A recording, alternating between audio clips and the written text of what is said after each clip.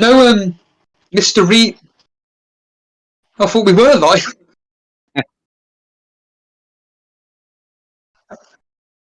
Oh, actually, they can't hear me now. They can hear me because I've unmuted my microphone. Hello to everybody in the chat.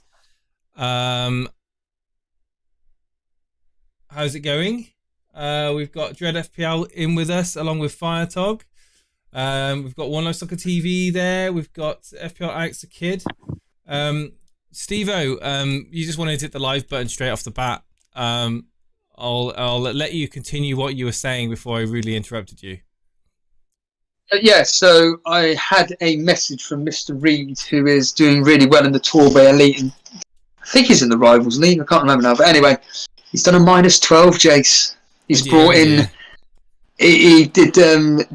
I don't know who he took out, but he brought in Diaz, Torres, Gray, and your boy Ronaldo for a -12, and he's going to be captaining Ronaldo. So it's like those he's now got the... It's like those TikTok shorts, isn't it? Oh no! Oh no! Oh no! Oh no! Oh no! I have no idea what you're talking about. Nor do I. You have no idea. That is literally the first. Anyway, -12. I love it. Brilliant. He does this every season. He legitimately starts off really, really well, and then by game week 4 or 5, he starts taking all these hits, panicking for no reason. And he just sinks. Like, it's just really weird. I always keep telling him, stop doing it, but he's inspired by you, Jace, to be honest with you. But to be fair, it's better. The players that he brought in are actually really, really good. Diaz, Torres, Ronaldo, and but I don't know who he took out. I'm assuming Salah may have been one of them. Oh, taking out Salah. A question for you, Steve-O. I just want to get your answer. It's a 50-50. Taking out Salah to free up funds on a wild card, or taking out Trent Alexander-Arnold to free out funds on a wild card? Trent. Really? Easily. Yeah. At least you know you get what you get with Salah. Trent is just like, you can just bring in... I've always said this, you could probably bring in someone of the equivalent. That's going to get the clean sheets or whatever like that, from a... we all know Trent's attacking perspective, but I think that Salah's output or input, whatever you want to call it, is going to be a lot better. Do you know what? I should do that, actually. It's going to be a lot better for most weeks. So, yeah, ask Dread. What do you think, Dread, on that? Personally, for me, I'd actually take Salah out because it would give me more funds to spread around to reinforce and bring in assets. Whereas Trent, on an average season, he's going to get me 180 points at least. So I think there's value there. I'd probably hold Trent and drop Salah myself. But what midfielder is going to, replicate what Salah can do? Oh, no, because we wouldn't be talking about just one asset, would we? We'd be spreading the money across 2, maybe 3. So. Yeah. What about you, Firetog? No way I'd get rid of Trent. It's probably the first name on my team sheet. Really? Oh. Yeah. Well, you've seen something this season that still thinks that he's able to keep up with his previous season totals, and that I think we saw it at the back end of last season, to be fair. In the mid-season they had a dip, and also they were terrible. Wow. They were missing Van Dijk and. Okay. How does missing Van Dijk affect Trent's ability to get an assist? I'm starting from a more of a defensive perspective, because that's why his points were down. But then towards the back end of last season, he started moving more upfield, putting in crosses again. I think he was playing probably 7 to 8 games of last season. I think is when it started. He was back to the kind of form that he was in the year that he got 210 points, which was the year before. So, and I think the areas that he's taken up or used to take up are now being occupied by Mohamed Salah, aren't they? Certainly last game anyway. Last game, he was moving more in field, wasn't he? Yeah. He was still high up the pitch. Harvey Elliott was moving out to the wing, and Trent was upfield, and again he was still in the final third. Yeah, I don't know.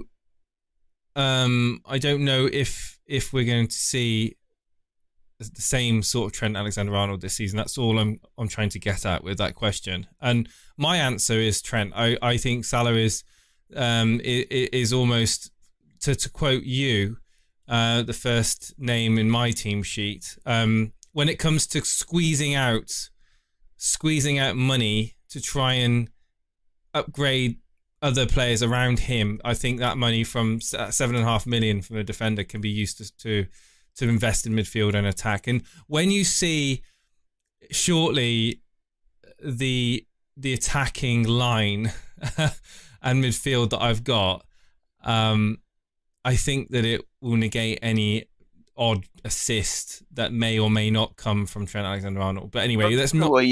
The other way you can look at it is always to consider the formation, because you can not just comparing Trent, but you could be comparing Trent to Jota. And okay, instead of having a 3-4-3, you could move the money from Jota and have a 4-3-3 or a 4-4-2, and you spend that 7.5 million on Trent and not on a midfielder. And I would imagine at the end of the season, Trent's going to outscore the majority of 7.5 midfielders. Yes, yeah, I take that on board, but when you've got the likes of Ben Rama, you've got the likes of Torres, who could, we're not going to say that he's going to be in the almost nailed, but he's performing very well for Man City at the moment. You'd imagine he's going to get minutes. You've got Rafinha for Leeds as well, who's an absolutely fantastic player at a great price point, and you've got enticing options up front, which are, let's be honest, a lot of money, to try and wangle into your team when you've got the likes of Trent Alexander-Arnold in your starting lineup. So you've got to make sacrifices, whether you can afford, premium midfielders like Son, for example, as well, to pair up with Salah. That's another consideration. I'm starting to lean towards one premium midfielder and then 3 budget midfielders to go with, and then a fully decked out attacking line. What do you mean by decked out? One premium or 2 premiums? No, I mean fully decked out. I mean, I consider Antonio at the moment, I know his price isn't premium, but I consider Antonio a premium asset. Like he to me he's absolutely staying in my team. But you're not talking Lukaku, Ronaldo decked out. Yeah. Lukaku, Ronaldo, Antonio front 3. Okay, wow. Yeah, and that's how I see attack. Moving into and Salah. Yeah, so attack. So it's basically Lukaku, Antonio, Ronaldo, and Salah. As the the powerhouse attack, and then you've got the likes of Benrahma, Rafinha. You could have Sarr. Are you still squeezing Trent into that? No, this is the thing. This is the thing you can achieve without Trent. And this is where the trade-off. I think the trade-off pays off. Because you're not just comparing him to necessarily one player, but you can actually upgrade and spend that money over two or three playing positions. What's your stance on the theory that the highly priced players are only value if they're captained? Because if you've got 3 of them, you can only captain one of them. Yes, I understand that, but I feel that it gives you the ability to make different captain choices each week. That if you've got more options there, you can look at what the crowd are doing, and if you're not fancying it, you've got another very premium player that you can switch it over to, especially if you're in a mini league battle. Yeah, this week is a prime example. And also with premium players, you've always got a more higher chance of getting a return than say with the likes of Calvert-Lewin, Rafinha, whatever. And this week's a prime example of I'd be really tempted to captain Lukaku rather than Ronaldo as an example. Ronaldo's going to be the highest captain player, I think. Then it would be Salah, and then it would be Lukaku, Kane. I think Lukaku is going to be an amazing option, a good differential this week, I think, because I still think that Ronaldo's still not going to start. I think he'll come off the bench, and that's what I think anyway.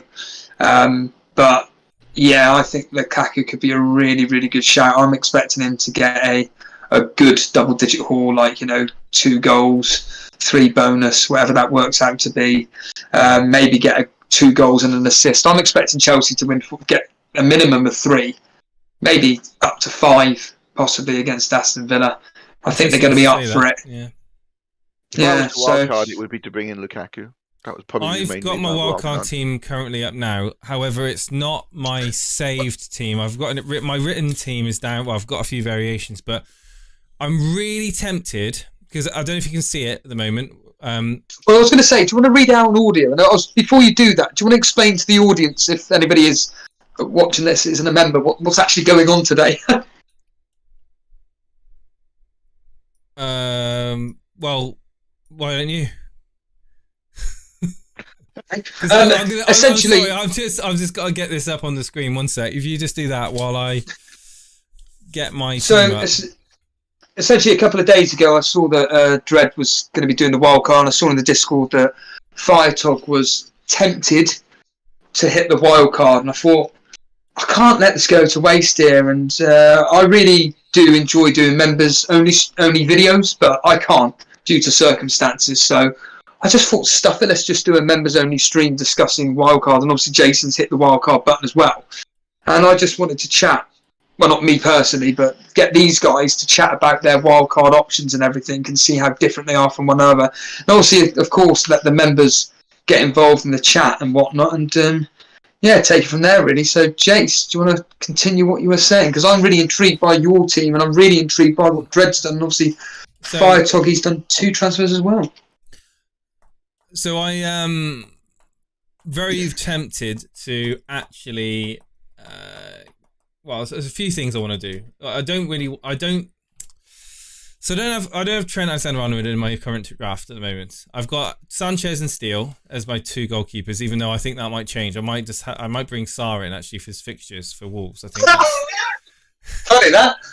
His fixtures are insane.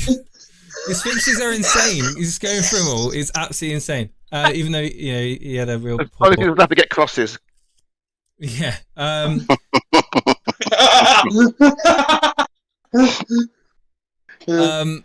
remind me. Looking at it now, I've got Duffy, Shaw, Williams, Reguilon, and Livramento as my back line. Obviously, I'm going to be playing with a 3-4-3 formation. So it'd be. Say that again. I'm writing this down. Who's that defense? Sorry, Duffy, Shaw, Reguilon. Is Steve-O's mic breaking up for anyone else? No, it's fine. No, it's fine. Interesting. So your end, Jace. I don't know, guys on the stream. Can you hear crackling or not? So I've got Duffy, Shaw, and Reguilon with Williams. We swear, by the way. Williams and Livramento on the bench to basically bench warmers. So the players you were slating before, you've got 2 of them. Carry on. Well, I'm not going to be playing Livramento. Fuck yeah, now. Oh, we can't. That's a fucking awful defense. Can I? No. Let me finish. Let me finish. For those of you who don't know that reference, can I finish? You remember that? What was his name? The guy that threw the plates. Oh God! We're talking about, is it 40 Towers we're talking about here? No, the guy that threw the plates in the Discord. And yeah, remember? Andy Salter. Andy Salter. Yeah, yes. I was referencing him. Anyway, no, I got Duffy in for the price rise essentially, even though I probably, I'm not finalised on this team, of course, but it'll be close to this. So I'll be playing Shaw, Reguilon, and one other, Duffy obviously for this week. But in the actual midfield, I've got a 4.5 Nallen, bench warmer. And then I've got the 4 of Salah, Torres, Son, and Benrahma. Fucking hell, man. And then I'd have Calvert-Lewin, Antonio, and Ronaldo. Oh. That seems to be a template front 3, by the way. Yeah, but I haven't changed it yet because Calvert-Lewin, I did have a price rise on Calvert-Lewin, and I was just, anyway, and he's going to Ronaldo? No, I've already got Ronaldo in. I did. Oh, sorry, Lukaku. Lukaku, yeah. So if I just make the transfers I was thinking of right now. So Son would go out. Lukaku would come in. Rafinha would come in. And I'd have 0.3 in the bank. That would be an option that I would do. So then essentially I'd have Rafinha instead of Son, Lukaku instead of Calvert-Lewin. Thoughts on that? I like it. It's fucking nuts. I mean, it's pretty much what I'd predict you'd be doing as a front seven anyway. If you would have asked me next week what my wildcard team is, have a guess. Barring the defence, I'd probably get your front seven bang on the money.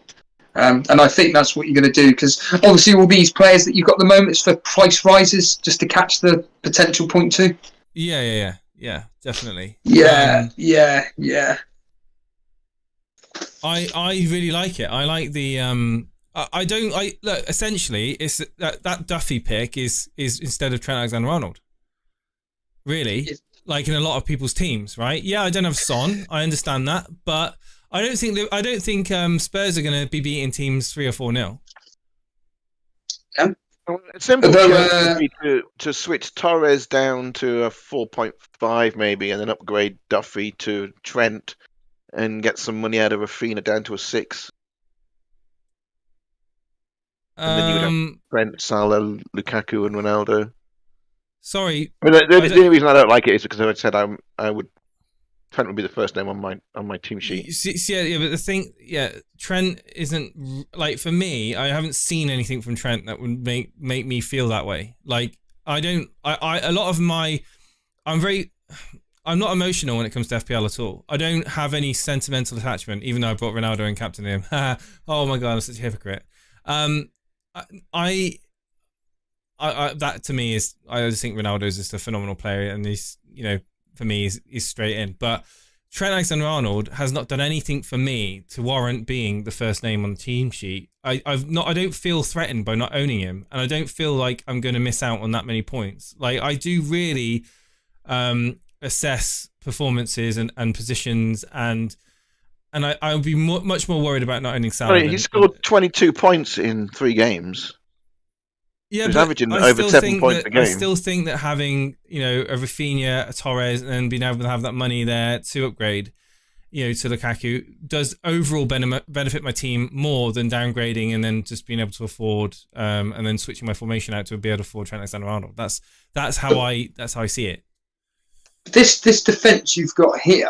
You've upgraded. It's not an awful defence. Reguilon, Shaw, and Duffy is not a awful.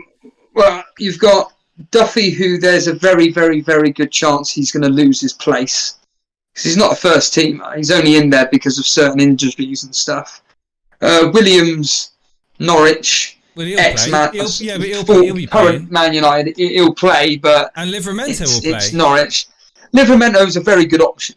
There's no doubt in that. But you're really relying on Shaw, Reguilon as your main players. And there's a chance you go down then to 4 defenders, which are Williams and Livramento, because Duffy may not be playing. What's your potential plan if that is the case, that we find out in the next few week or so that various players are coming back for Brighton and Duffy's going to lose his place? What do you do then? Instead. So you'll have 14 players then, essentially. Essentially, Nasty Balls, thank you for that £1.79. Why can't I become a member? I think some European countries. I think some countries in the world don't offer memberships due to the location and reasons that I don't know about. Just probably YouTube tax reasons. Talking of the chat, what are actually people saying about this team up here? I really don't understand this Lukaku thing, says Vince in the chat. Well, I don't know what there is not to understand. He's an absolutely ruthless striker, powerhouse, and he's got a team of creative midfielders around him, supplying him with endless amounts of balls. To me, he's worth 12.5. I think, I think 11.5 is a steal for Lukaku. Here we go. You're going really good. Oh yeah, and Top Tim says, if you are going so cheap in defense, why Shaw? ? I think Shaw is actually, his stock has improved since Ronaldo's joined. I think he's now got even more of a target to aim for in the box. And like, if you watch United games, the amount of balls that he puts in, decent balls, that are just wanting that attacker to be there driving towards the goal and getting on the end of, it might, I just think that he's even more of a valid option now. Lukaku will wreck Villa next weekend, says Karma Baby. And Nick Reed says Lukaku is a must-have in my honest opinion. So, there's I'd have Lukaku over Ronaldo if I had to. Divide. Choice. Say again, sorry? I'd have Lukaku over Ronaldo if I had to make a choice. Well, Firetog says he'd have Lukaku over Ronaldo. Not even have Ronaldo up until game week 7 and switch to Lukaku game week 7? Or would you have, because the fixtures for Lukaku are not as appealing as Ronaldo? Well, I'm going back to my comment about having 3 premiums. If I was going to wildcard, I would have Salah and Lukaku. I would captain Lukaku against Villa, and I would captain Salah against Brentford and Crystal Palace. And then I would bring in, I'd have Lukaku, so Lukaku's captained through for the Southampton, those 5 fixtures. And then when you get to fixture 14, when United go on that great run, that's when I would bring Ronaldo in. Right. But by that point, he could be a little bit more money. I doubt it. You don't think he's going to hit the ground running at United then? Do you think it's going to be a slow? No, I don't think he's going to rise crazy amounts. I would imagine by the time he comes off his lock, he's only going to have a massive percentage of ownership anyway, because all the Man United fans have brought him in on wildcards and paid for him, so he's not going to get rises from that. And then I don't think he's going to outperform Ronaldo for those weeks. Not outperform Lukaku during those weeks that Lukaku's got that great run. If anything, people will be dropping him and buying Lukaku, and then. Then everybody will pile into him in game week 14. So I can't see him being 13.5 million by the time game week 14 comes around. Well, Paulie says in the chat, if Lukaku scores against Newcastle, he'll go at 0.1. That's what Paulie says. That's a good question. That's a very good point, actually, Firetop. Ronaldo's price, Jace, were you surprised by it? I'm a bit... Well, I think it's about right, but I think 13 million, I wish... No, you just to make it difficult. 12.5. You said you thought it'd be 12.5. Yeah. You did say that. Yeah, I did. I said it. I don't disagree with the price, but I just wish they did it at 13, just to throw a bit of a spanner in the works, because it's just made it that bit easier. And he's a freak of nature. He's one of the best players on the planet, if not the best player on the planet. So, do you see his goals against Ireland? I did. It doesn't interest me. Ridiculous. But, exactly. It was at the 89th minute and the 95th minute. He scored goals to win it right at the end, and it's just he's just like you said. He doesn't seem to slow down during the end of the game. He's still an athlete. He's an athlete, complete athlete. Forget his age. He's 37, whatever. He's a 27-year-old. The age, he's a genetic freak, essentially, and he's going to be in a team he's which looked after himself, hasn't he? He's looked after himself, and he's also avoided major injuries in his career as well.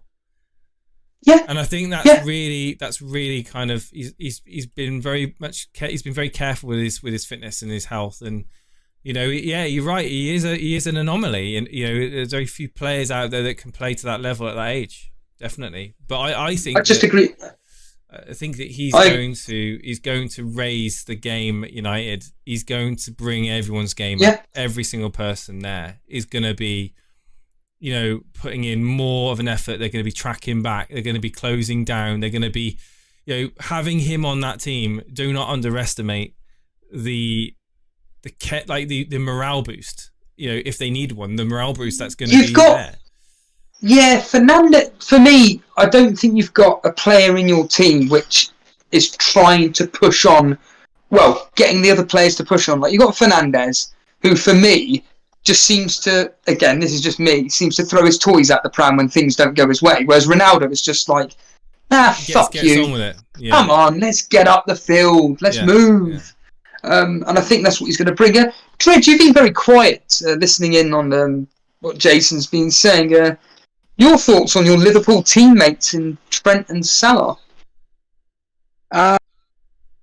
Salah is he's the god of FPL, really. Every season he's like 220 Not anymore. Whatever points or what have you. Well, so far we're yet to see this season. And much like Firetalk said, Trent, even last season when Liverpool had the bad season, defense was not as good as it was. I think he was still in the top 2 at least at the end of the season for points attained. So going by that, I'd expect him to go back to the norm and get at least 180, probably in the early 200s maybe. So yeah, I mean, when the value, it's all about the return on investment, and that's 7.5 million.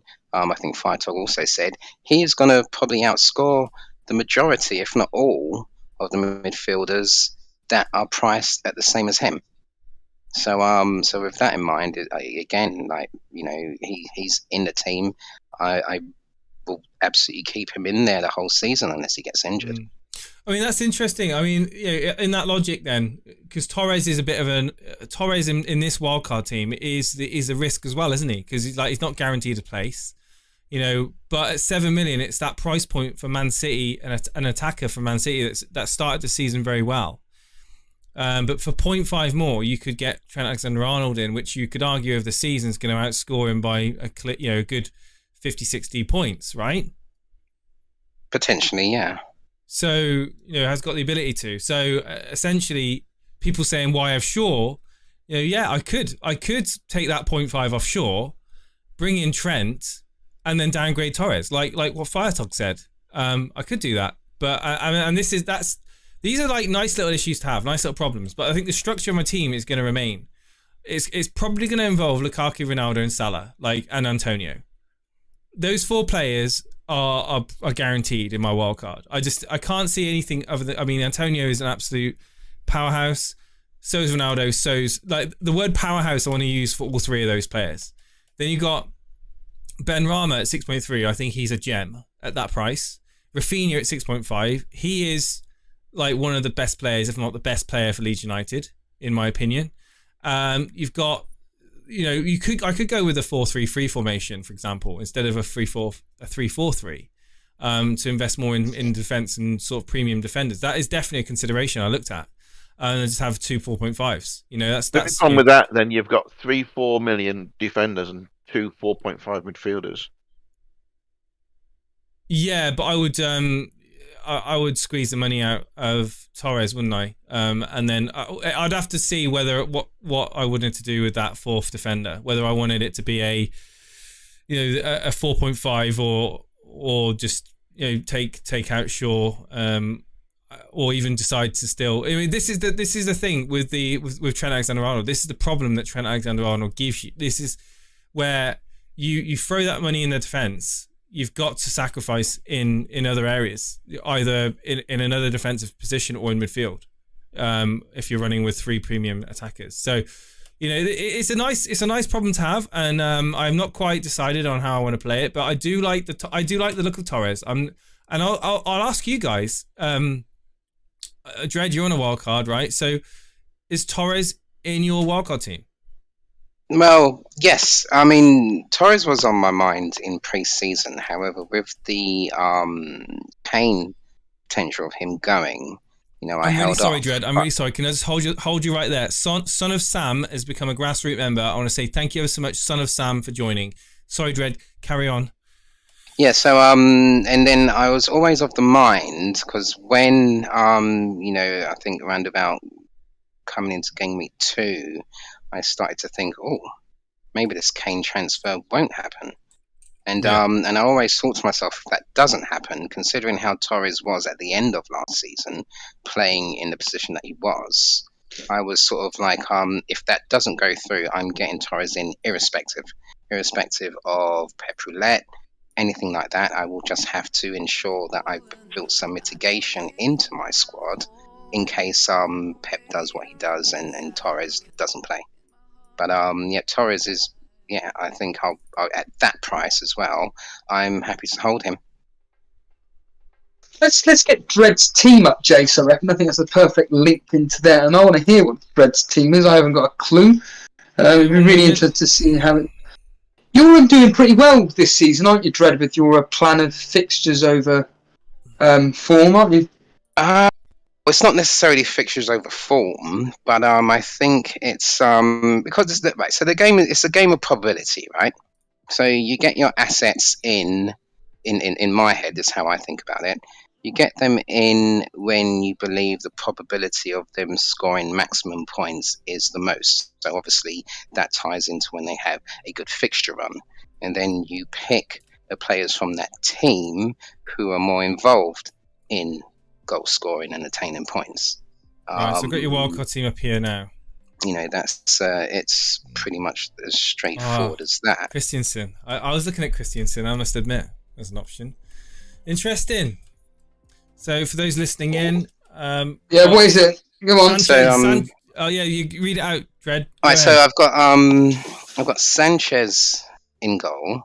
Yeah. I've stuck with him because he's cheap and it's Brighton, and they're relatively good. I mean, we don't really know who the best keeper is going to be, but because he's cheap and they've got some faith in their defence, so he's in there. And I've got Steele as a backup in case he doesn't play, so I can ensure that I have a keeper playing irrespective of what happens. Trent is in the team now. Christensen at 5 million.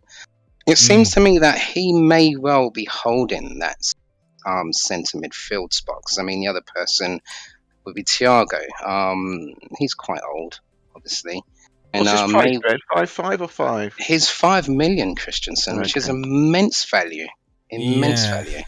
Yeah, it could definitely work out to be a real. With Chelsea being as good as they are, I don't really care who is playing. I'm just going to hold him because if invariably he will get a clean sheet. I don't like the other player you've got in blue in your defence, though. I must. So I've got Thier in there. Thier's in there for a 3-game. He's in there for the 3-game stint because I mean, come Gameweek 7. He'll change to probably a second Chelsea defender like James, for instance. So I'm happy to hold Thier for now. I mean, he's got 2 home games and an away game in the middle. That's fine. 3, I'll give him 3, and he's also 5.4. So if he does actually have good next 3 games, he'll go up in price, and then I'll dump him and take whatever profit I can get out. Great price for Thier. Yeah, it's a great price for Thier. He should be 6, really. Yeah, so that's good. I'm not holding him long term. It's Christensen and Alexander-Arnold may well be there all season. So that's 2 spots I no longer. What cover you got on your bench when Christensen is bench? Because invariably on my bench I have Veltman and Livramento. Oh yeah, I've got Veltman and Livramento. Okay. So Livramento stays. Veltman is also 4.4 at the moment. So he should go up in price as well. So there's another bit of profit that I can probably start getting an increase in team value there. So that takes care of the defence. And then my midfielder, which I'm completely in love with, is I have what I feel are all the people that everybody wants, but I have all of them. I've not had to scrape and not have any of them. I have Jota, Benrahma, Torres, Greenwood, and Salah in my midfield. It's interesting that because you've got Greenwood and Jota, and I kind of tie them up into the same sort of scenario. Really, they're not necessarily nailed in that first team, are they? No, but I think for now they're good. I mean, Firmino's got some kind of hamstring, so Jota should be good for now. And by the time Firmino becomes back and he starts having to swap around, then I can change him. It's fine. Is that a good? That 7.5 price point allows me to go to many places. So you can drop down to a 3 now. Yeah, I can go anywhere with that. I'm not really worried about that. Up front, I've got Ronaldo and Antonio. So lack of Wolves. Yeah, I know about that. I'm not, because the thing is, so out of the fixtures. out of the players that I have, I'd put them up against any of the Wolves players anytime. This is the problem with doing this. You couldn't fit a Cody or a Semedo in your defense? Well, I'll see. I mean, like, holding Digne, although no, but I'm going to hold Christian, I'm going to hold him, and then Digne, Game Week 7, I want double Chelsea defence. What have you got in the bank? I have nothing in the bank. I've got all my money on the pitch. Yeah, every last drop of it. Well, this team cost exactly 101.1 million. Oh, really? So the team itself is a differential, because you need to have that money to make this team, and not many people have that. Very good, Red. So, well, I'm glad I got on the Wolves train quick when they lost 1-0. I'm so glad I got onto that. So, but no, I think I'm looking at. I'm not better. I'm looking at these two teams, and I must say that yours is more balanced, Red. Yours is a lot more balanced than Jason's as it stands right now. But like Jason said, he'll have Lukaku in for DCL and Rafinha in for Son. Maybe. It's only because he has the 3 premiums. If he took one of those premiums out, he could pretty much put a team together as near enough as balanced as that. I think I looked at it earlier because I'm very conscious that we're rivals. And I think you're about 0.3, 0.4 million short of creating this team. Oh, you've got more money, have you, Drew? Mm-hmm. Yeah. Oh, okay. And that's where I can push my advantage. Well, what you think is an advantage may be a hindrance, because if you're trying to use all of your funds to get players in, it may. The problem with that, though, the difference there is, as soon as we get to Game Week 7 and Ronaldo goes to Lukaku, I free up $1 million. I free up $1 million immediately. Well, but what if Ronaldo comes in and he starts versus Newcastle? He gets 2 goals versus Newcastle, and then the next 2 or 3 games he goes and scores in every single game, and Lukaku does nothing. You know, it goes back to what I said before. So, irrespective of what's happening, because they are good players, and we would probably class them as fixture-proof players, right? Yeah. So, at the moment, Ronaldo's next 3 games, in my head, he has more potential for hauls than Lukaku does over the next 3. But then that switches in Game Week 7. So I'll just drop Ronaldo. I don't care what he does in the next 3. I'm going to move to where I think the best return on my investment is, and that would be Lukaku. He's got a tough fixture run coming too, hasn't he? After Game Week 7, on Game Week 7. So Trent, I mentioned that you're doing quite well this season so far. Where are you overall rank, or in the Rivals League? I forget. I'm not sure I am exactly in the Rivals League. I'm about 170 odd K or something. So you're doing very well. And this is the first time you've done a plan like this. Am I right in saying, where you've gone with like the fixtures and the probability of the outcomes that will be happening? Is that right? Well, yes. I mean, last season I learned a lot of lessons for myself in the way that I manage, and I picked up on things that I should have done better, and now I'm trying to implement those things for this season, and maybe that has helped me to have a good start. Is it less? I just want to quickly say, guys, we've got 215 people tuning into the stream right now. If you are enjoying this content, please hit that like button and subscribe to the channel. We are looking to grow each and every single week, and we also have a really good point made by Brian Tavares in the chat. Brian Tavares says, Brian's there. You're not worried. This is what kind of I was thinking as well. Are you not worried about having a week where Jota, Torres, and Greenwood don't end up playing the full game?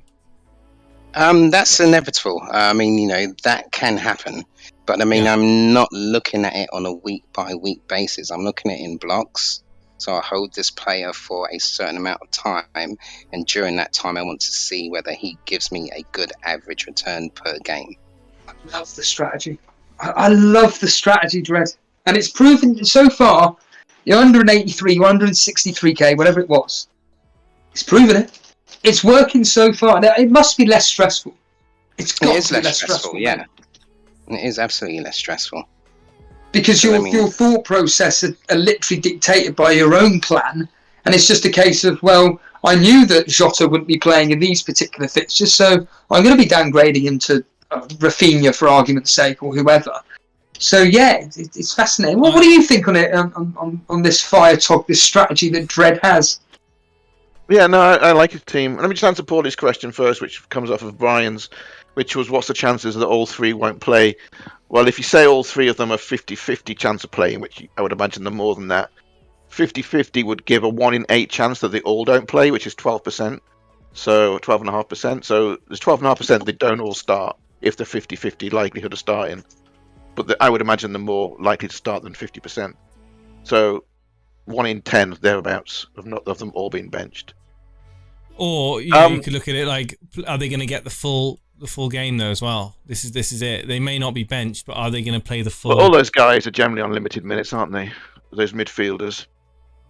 Jota's generally getting 60 to 70. Greenwood probably more likely to do 90. Torres is a 75-minute guy probably. The thing is, even with as much damage in 75 minutes as some of the guys doing in 90. Yeah. But my argument is, could they do as much damage over those 70 minutes as Trent doing in the 90? Going back to the price point at 7.5. I would have Trent over all of those personally. Yeah. Okay. But he's got Trent already, so he's already done that. Yeah. The difference is, and I think this is going to be a polarizing template between all of the guys, who goes for 3 and who goes for 2 premiums. Because what the crux of this is, can you afford to squeeze in that third premium?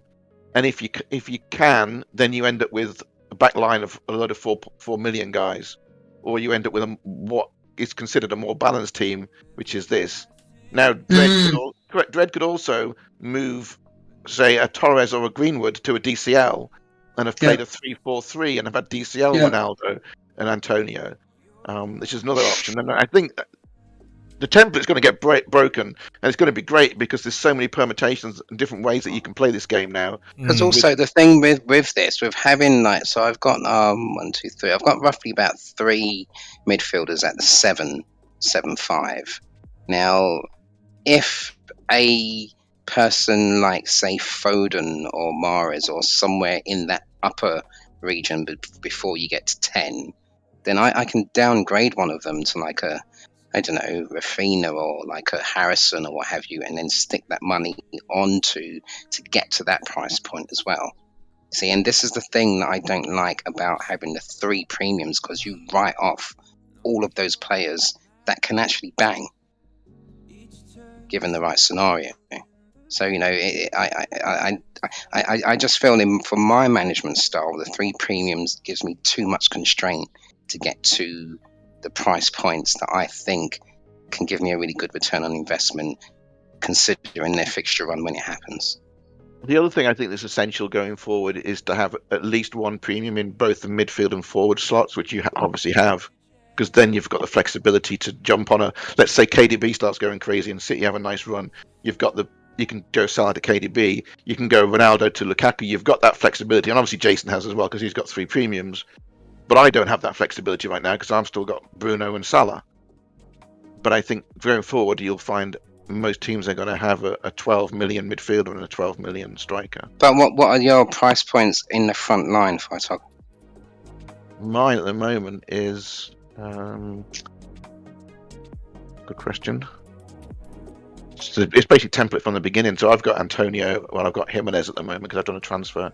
But yeah, 7 million, 7.5 million. Jimenez. Yeah, so you can do a straight on 2 frees. You can easily go to like a 7 million midfielder. I would be dropping Bruno and bringing in Lukaku and going 3 up front.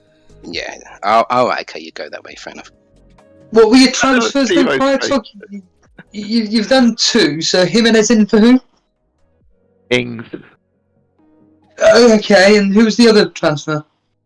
Barnes to Torres. How much is Jimenez then? Nice. 7.4, isn't it? 4, I think. Yeah, 7.4. All right, so going dropping Ings, you sort of like you got some cash out of that. Then. I couldn't afford to go Barnes to Torres. I'd lost money on Barnes, and I actually got Torres before his rise. But I couldn't do the straight swap because Barnes had gone down, and I think he's gone down again since then. So in order to free up the cash, I had to drop Ings, which was always the plan to drop Ings. It wasn't always the plan to go to Jimenez, to be fair. But I don't know why you've done that. The fixtures are probably the only reason. No, I think the reason is, okay, Jimenez has only had one shot on target, but he's had the second most shots of any player in the league with 12. So, and he's set up 9 potential assists, 3 big chances. So Wolves have not scored a single goal. If you watch them, they passed the eye test. They've looked amazing. If you look at the stats are great. The XG is terrible. The number of points scored is terrible. The number of shots on target is terrible. But he's in the box, he's having shots, he's getting chances, and he's setting up chances. At some point, that is going to change. They're not going to lose 1-0 every game. And he's going to bang in a hat-trick. So I've brought him in for that run of great fixtures and the way he's playing. He's not scoring, he's not hit the target, but he's there. And it's not like he's not pedigree. He's done it before. He scored 200 points 2 seasons ago. So it's not like the guy can't do it. It's just a matter of getting him in before he does it. And I'd rather have him in before he does it than buy him 2 weeks afterwards when he's got a brace and a hat-trick and everyone's buying him. The problem is he might actually be banned. That's when I brought him in. All this issue about Mexico complaining. Yeah. So I may actually, and that might be one of the reasons that caused me to wildcard, because I brought him in for a hit. Well, this is what I was going to say. Yeah, what was this chat about? You're happy with your transfers, but the issues with potentially wildcarding in the end. What was that all about? Yeah, so Jimenez would be one of them. But that's only just transpired recently. It's getting on Lukaku. I think it's getting rid of Bruno would one of the keys of moving away from what I've got, because I've obviously got the template team from the beginning, which is Salah and Bruno. Bruno's he's gone down in price, but he may go down more. Price isn't that big a deal, but the reason he's going down in price is because his net worth is not as big. You would imagine if he's off penalties, he's not going to score the same level of points that he was pre-Ronaldo. So I'd like to get rid of Bruno. I'd like to get Lukaku for that Villa game, because that scares me not having him as a captain. I don't really have a great captain this week. And Salah? It could be Salah, yeah. I mean, I still might. It could be Salah. It could be Antonio. DCL? Genuinely? Sorry. Antonio. So that would, I think the Jimenez would tip it over to the wildcard if Jimenez is banned. But if it's not, my plan is to bring in Lukaku in game week 7. Or my plan was this is pre-Ronaldo, was to move Bruno down to a 4.5 and move my 4.5 striker up to Lukaku. And actually, also to get rid of Salah in game week 8 and bring in KDB if he's hit form, because if you look at the rotation, there's a rotation between Chelsea and City that goes something like, it's like they're all home games and they're all easy fixtures and they alternate. So you'd play Lukaku against Southampton, City against something like Burnley, and then Chelsea's back to another easy home fixture. Then City's got an easy home fixture. So you could rotate KDB and Lukaku through those 6 games, 6 easy home games where you expect them to get 3 or 4 goals in each game. Yeah, I've been looking at that myself, Firetalk, because the plan at the moment is game week 7 to do the swap for Ronaldo and Digne to Lukaku and James, and then the following week to do Salah to KDB. Yeah, and then I'd have a triple Chelsea and a double. That run is really nice for the alternating run for City and Chelsea.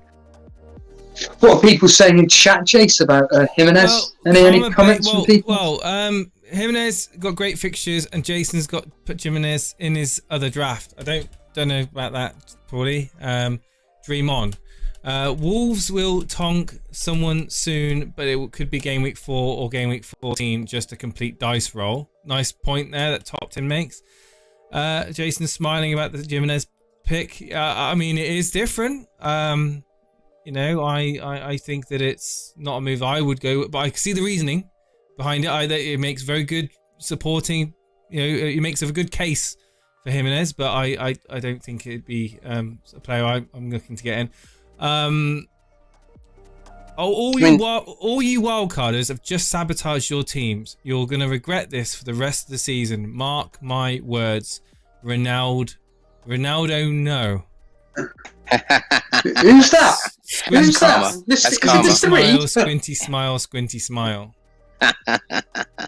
Karma, baby. Your mind games don't work here, mate. Absolutely not. I mean, like, you know, it's more likely what's going to happen is people that didn't wildcard are gonna hold on to their wildcard till later on in the season, or you know, certainly before Christmas. And then what will happen is Ronaldo will just go on an absolute flurry of goals between now and game week 7, and they're gonna be like, "Oh my god, why did I get?" You don't need a Ronaldo wild in?" card to get Ronaldo. Then you need a -4 to get Ronaldo. It's not a Well, it wild card. depends. Yeah. Yeah. I you mean, could just the do thing I those. like about this is that even when I jump off of Ronaldo and Salah, I don't necessarily leave those high-scoring teams like United and Liverpool behind, because I still have a finger in the pie with Greenwood and Jota. Yeah, I think the you make a good point there about Ronaldo. I mean, you can get Ronaldo in without wildcard, absolutely. I don't think people wildcarding are doing it just for Ronaldo. I think that's a little bit. No, I mean, No, I did clear like- out- I kinda said clear out your bench as pre-season. well. Yeah. I said all pre-season I was going to wildcard game week 4. And you can watch back the streams, and you can just, you know, if you don't believe me, I've always said I was going to wildcard first international break. I tend to do it most seasons, and that's what I've done. I'll be changing my team around. I don't think anyone's arguing that wildcard's a bad thing at this time. This is No. this is a good time to do it. Is take advantage of all the changes that have come with the end of the transfer. I think that the whole argument about when to use your wild card is completely subjective to the squad that you have and the manager that you are, basically. Because I mean, first wild card, I would one- say yes. Second one wild type card of you can use manager- strategically. one type of manager might think, you know what, I'll just do this with hits. But then if you don't want to take hits, then you'll probably do your wild card. You know, and then it also it completely depends on the 15 players that you have and where you are in the game. So, you know, there's never in my head, there's never a good or bad time to do your wild card. You do it when it suits you. It's that simple to me. I think if you're wildcarding when you've got a team that's still looking good on paper for the next 2 or 3 fixtures, I think you may, you know, because you do get people that wait, don't you? You get people that wait to use a wild card until they've got problems in their team, like 3 or 4 problems in their team that they want to get sorted. And then those problems may never really come. They might get really lucky and they might just have a really good combination of players. They might be just doing free transfers week in, week out to solve the immediate threats. But and then they just end up just doing a wild card for the sake of doing a wild card. Like almost, you know, I know somebody that did that. I mean, there's also the point of wildcarding. There's also a point of wildcarding from a place of strength as well. Yes. Yeah, I just think the first wild card for me is price, getting on top of price changes, getting on players before the majority where possible, and setting yourself up like for the maybe. But second wild card is more strategic, and it's more about making sure you time it well for the fixtures or double game weeks and things like that. I think there's more tactics involved in the second wildcard. The first one, you know, you could get away with doing a very, just not even using the first wildcard. You could easily just not have it and still do very, very well over the season. I think I also think there's a certain sense of freedom using it early because you're not blown away money built up in players. I generally wildcard late, and when you get round to doing a wildcard, you get reluctant to take out players because you go, oh, I've got 0.5 in that guy, do I really want to get rid of him? But if you were doing it early, you would. But then you're not so keen to get rid of a guy because you might want to buy him back, and then you're going to buy him back at the higher price.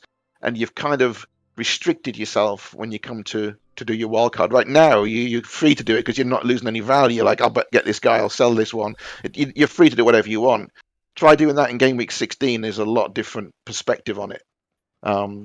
if you tinker around with your team and you take a player out, there's a good chance you're going to lose 0.3 or 0.4 in value that you've accumulated. And he's like, crap, and he might, at the moment we've not seen too many price rises, and we're still, capturing the ones that, it's a good time to do it in the international break. And I think that, there's, to summarize it, there's not necessarily a right or wrong method in the Wildcard 1, but it's not the be all and end all. There's a question here. If we don't get 100 likes, all your wildcards will score less than 40 points. That's right, guys. We need to get 25 more likes. Otherwise, all of your wildcards will get 34 points this week or next game week. Got over 250 people tuning in. Hello to all of you. We very much look forward to game week 4 and seeing how the Rivals League shapes up. We talked about. Do you want to go over it, Jace? Yeah. Talk about it. Yeah.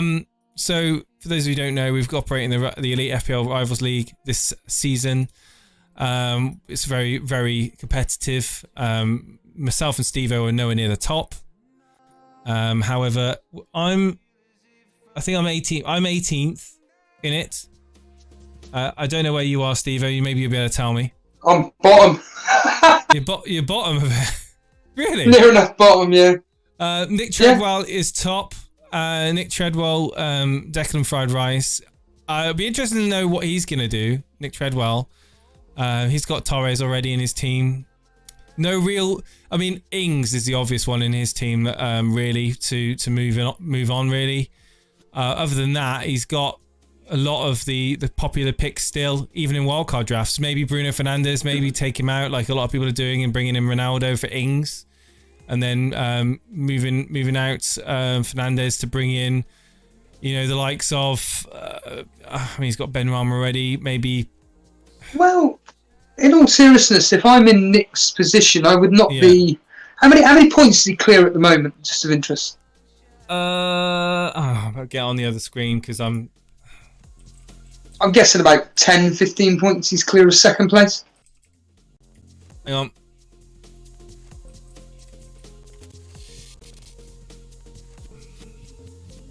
He is currently 5 points. 5 points ahead of second place.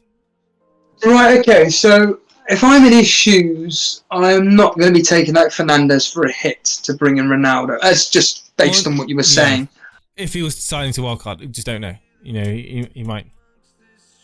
Yeah, this is if he isn't wildcarding or not. I think in his position, like you state, it's just really Danny Ings that could be an issue. And I wouldn't be personally going with Jimenez myself, but I don't know. I don't know what options are out there at the moment that I can think of that are 8 million or less. Maybe Patrick Bamford, potentially, with a really good set of fixtures upcoming. A bit of a differential as well. I'd be playing it safe. Through my mind, what would be going through my mind if I was Nick Treadwell right now would be lots of people are getting Ronaldo in. I don't have him in my team. Yeah. What damage is going to be? What damage is there going to be if Ronaldo goes big against Newcastle and I don't own him? That's the question I'm going to have in my mind. If I was a Nick. Yeah, and I personally, again, I just think it's a goal. I personally just think it's a goal versus Newcastle myself. Fernandes, on the other hand, there's a decent chance of a goal and an assist or 2 assists, whatever, just basically outscoring Ronaldo. There is a decent chance of that, but I would be, if I was in Nick's shoes, depending on how many transfers he's got, of course. He could have 2 free transfers for all we know. He's got one. He's got one, has he? Okay. I'd be in his shoes. Probably worst case scenario, getting rid of Danny Ings for whoever. That's worst case scenario. But reality being is that I agree with you, Jace, that he is probably thinking about bringing in Ronaldo if he hasn't hit. Do you know if he's hit his wildcard 5-12 direct? Do we know? No idea. No idea, mate. Sorry. He was in the chat. He was in the chat about 5 or so minutes ago, but. Yeah, if he's still here, he can say. He can maybe share with us if he's hitting his wild card. It'd be interesting to know. I know a lot of people are going to be hitting the wild cards in the Rivals League this week, and I think. Say again. I was going to say, what's second place looking like? Who's second? Second is 20 titles. Wayne and I'll get his team up now. Wayne Dean always comments on the replay. So hello, Wayne. Mr. Reed, I am seeing your WhatsApps. Yeah, so the same again, really. Danny Ings conundrum. He's also got Tony in his team as well. So Tony, Ings, and I would argue that's really about it in terms of his real free transfers as well. You know, he could just do. Wow, looking at his overall team. He could do Ings down and Bruno down to Ronaldo and Rafinha or whatever for free, because he's got two frees, so he can do for. He might even do a -4 to sort Tony out as well, because he'd save some money up doing that, wouldn't he? Yeah, he'd probably just do Ings and Tony in that team, I think. Who's Brentford up against next? They got Brighton at home. Brighton at home. That's 0-0. 0-0, 1-0 either way. They've got a pretty bad chance of Tony getting something. Yeah, maybe. There's probably no real need. He's gone, I think. There's probably no real need to do anything with Tony now. He started scoring. He could keep on. Yeah, he's got Wolves, he Liverpool, scored a goal. I mean, West Ham, Chelsea. Sometimes a goal is all we need. No, that is precisely, and that's the thing. Brighton are away from home, from my basic knowledge, are notorious to concede quite a lot. So I'd be expecting Brentford to, in a tight game, 1-0, 1-1, something like that, maybe 2-1. It's going to be a tight game. Yeah, I mean, Tony's good because, I think his goal involvement in that side, if something happens goal-wise, he's most likely to be involved. Yes. Yeah. Didn't he get an assist in the first game? Is that right? I'm not sure. I couldn't say. I think he got an assist versus Arsenal. The first game, it didn't. Everyone thought it hit his hair, but it didn't. Oh, yes. Oh, okay. Yeah, I remember that. Yeah. Oh. They were hoping the hair strand touched the ball. Yeah. Yeah, well, either way, you are completely right, but I just don't think that Wayne has got, again, emergency transfers. But the fact that, like you said, Jace, he's got two, I reckon, like what you're saying, a lot of people are fearing the Ronaldo factor, and Wayne's probably going to be, he's going to comment probably in the section what he's going to be doing, but I reckon there's a high chance he'll do what you just said, Ings to Ronaldo, Fernandes to whoever, and just play it safe, really. But what's third place? Who's third? Who's third? Third place is Patrick McNally. Pending generation. Patrick McNally, and he's, again, we've got the similar sort of thing. Bruno Fernandes and Danny Ings. It's the top three. Got similar. He's got a very balanced team. He doesn't have Trent Alexander-Arnold in his lineup. There you go, Firetog. Third in the Rivals League. Doesn't have Alexander-Arnold. It's a good team, that. He's got a very balanced team there. He's got Son, Fernandes, Greenwood, Salah, Benrahma in midfield. Absolutely superstar midfield. Antonio, for me, again, it'll be Ings out, upgrade and downgrade Fernandes. That would be what I would be doing in that if I wasn't wildcarding, and keep the balance of the team as it is. He's got 105 million as team value too, which is kind of what you were saying. Yeah, exactly. Yeah, he could do like Fernandes to Ronaldo and then Ings to a pretty decent midfielder. So. That's crazy. Yeah, he's good. Amazing. He won't be. He's captured all those price rises, hasn't he? So what's his defence, Chase, if he hasn't got Trent? He's got Reguilon, Shaw, and he played Ayling. He's also got Amati and Tsimikas. Okay. So he's still got playing three in terms of the defence, Amati as well. And then he got obviously Tsimikas is an issue that needs to be sorted out at some point, but generally speaking, he's fine to not wildcard and just to go with the he could do a mini wildcard. Yeah, he could do a -4 or a -8 to sort. He could bring in like Torres for Fernandes, bring Ings out for Ronaldo, and still have a bit of cash to upgrade Ayling to a pretty decent defender there. So Christensen. Or get rid of Tsimikas. Or get rid of Tsimikas, Yeah, solve the problem there with Tsimikas. Not a bad shout. No, strong team. And who's in the final spot, the fourth spot? Who's there? Fourth spot, we've got Seb, FPL Seb, who's doing very well in recent weeks. Right. Dropped down to fourth.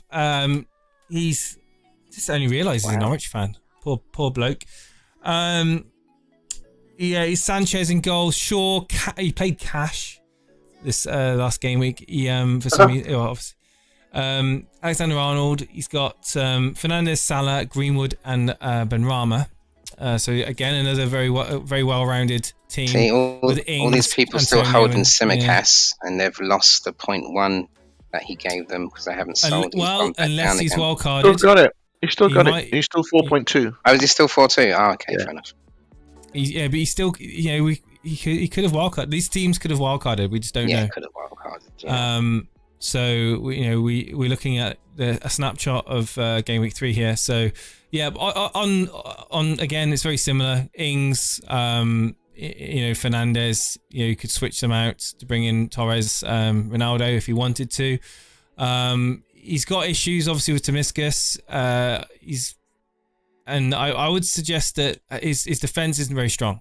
Like having Alexander-Arnold is a great example. This is a perfect example why having Alexander-Arnold can literally cripple your team a little bit. And he's got Shaw and Cash. So he's basically got two. He's got Shaw, Alexander-Arnold, and he's got Cash as a third.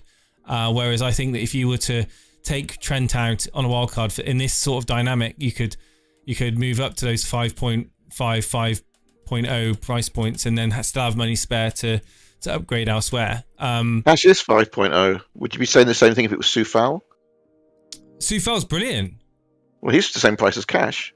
Yeah, but he offers more. He does offer more. That's not Trent's fault. That's just he bought a different guy at 5 million. Yeah. He could have regular on there at 5 million. It's about what you do with the money, isn't it? That you free up from Alexander-Arnold. That's what it's always been about. It's not been about whether Alexander-Arnold. It's never been about is Alexander-Arnold as good or a better option as that 7.0 midfielder. It's never been about that. It's been about what you can do with your overall team if you were to release that money in defence, and how you can spread it around. That's my point.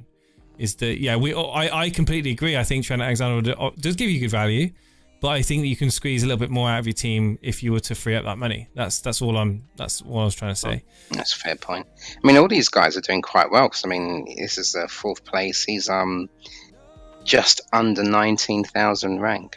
It might not be the season of premium defenders this year. It might be the season of budget or sort of like mid-price midfielders.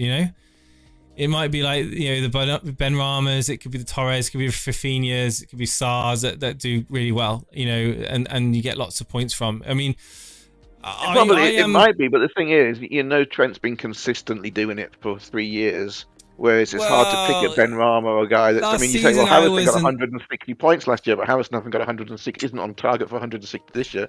It's hard to find that guy. There will be a guy, there will be a 7 million guy that gets 160 points, but good luck picking him. Whereas with Trent, you've got a good chance that his floor is 180 points. And it's going to be Torres, mate. It could be. It will be somebody. Last year, I think it was, as I say, it was Harrison of all people. Could be Jota. Harrison and Rafina. Yeah, they got about 160-ish. Mahrez might have been up there too. Look at the fixtures are still very good. Leeds, there's going to be goals in that game. Palace, then you've got Brentford after Palace. You've then got this Game Week 7 fixture against City, which is going to be obviously a bit of a battle. I wouldn't be expecting anything, but obviously you've got Watford, Man United. So really, in the next sort of I'd say 15 or 16 game weeks, there's only, I'd say 3 or 4 fixtures there that I actually would really be a little bit worried about in terms of owning Trent, in terms of clean sheets. So I completely see what you're saying. For that price point, you are getting a very attacking Liverpool player that's capable of getting you clean sheet points. I agree. But I just think at the moment, watching Liverpool, I don't know. There's something, and it's not. I'm trying not to be biased, but I don't think we're seeing the same Liverpool of 2 years ago. I think they haven't bought anyone. They haven't strengthened their team. They've not really done anything this season that makes me think, oh my god, I need 3 Liverpool players in. I disagree. My opinion on Liverpool is Liverpool fan coming out here. Hey, look, on it, I was disappointed with the match against Chelsea, but I'll tell you what, they're looking very, very, very attacking. Red, you're a Liverpool fan. Defend your team. Come on. Tell Jason. Oh, you know, are they looking as ruthless as previous seasons? Though, honestly, are they looking as ruthless? Like for me, well, we've had a steady start. You know, we haven't started with our preferred 11. I think up and you know, we've had a good start and everything. What's 2 wins and a draw, I believe it is. And so, you know, if at the beginning of the season someone said, you know, 3 games in, you'll get 2 wins and a draw, I'd be like, yep, that's fine. Considering we were playing Chelsea in one of those games, I'm good with that. So, you know, we'll see. It's all yet to be known. It's not been a bad start. So, yeah, we've got our you know, our defense is back intact and everything. So and that is really what, you know, unlocks our attackers to do what they need to do. So you know, I'm not writing us off yet. You know, go Reds, we're good. I'm not writing them off. Don't get me wrong. I'm not writing off Liverpool.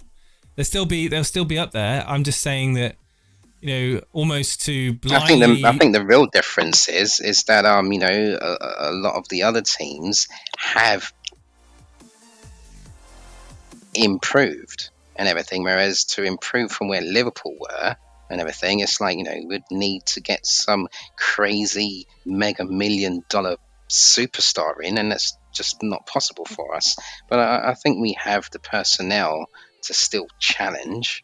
You know, whether we have that edge because of your Chelseas and your Cities, and now United's also in there. What would you say to me if I told you that Liverpool would be lucky to get 4th place this season? Like, honestly, what would you say? I'd say that you're a Man United fan, and your opinion is slightly tainted. Maybe. Anyway, we're going diverging a little bit off of the topic. To Alexander-Arnold or not to Trent, Jason. Yeah, go for it, Fire. And it also applies to Shaw too.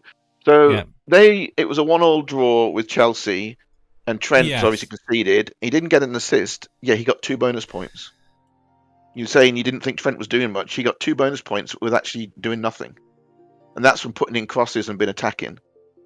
And Shaw actually did it the week before when it was a 1-1 draw with Southampton, and they conceded, and Shaw didn't get an assist, and he got 2 bonus points. So it's interesting that 2 of the defenders are actually coming out on the bonus points, yet not doing the things that we expect them to do, which is assists and clean sheets, and still getting the bonuses. Yeah.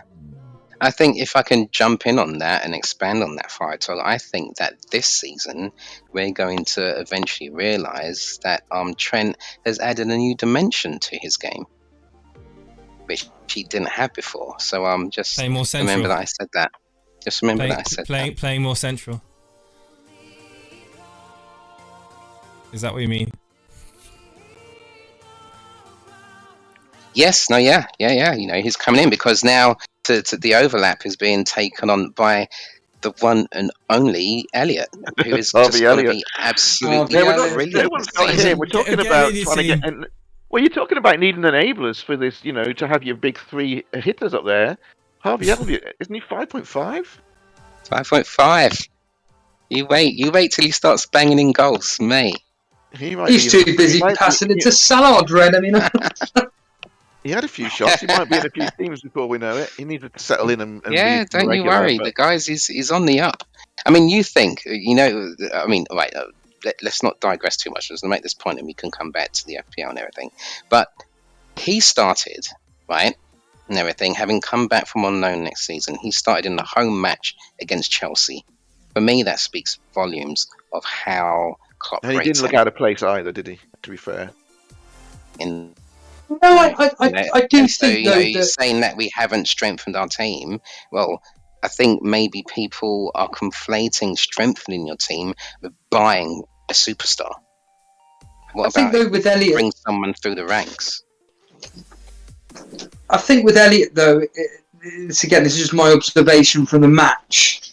He did seem to be intimidated by Salah, and he was passing to Salah a lot. I mean, every time he touched the ball, it was either pass it to the player that's got a better opportunity to do something with the ball, or pass it to Salah, who's surrounded by two people. He passes but to if Salah. if I was 18, 19-year-old in that side and I was playing with Salah, I'd be like, maybe I should pass him the ball. Greenwood isn't. Because I mean, like, you know, he's Salah, you know. But I mean, you know, once he keeps like playing in the side and gets his confidence and starts expressing himself, maybe, you know.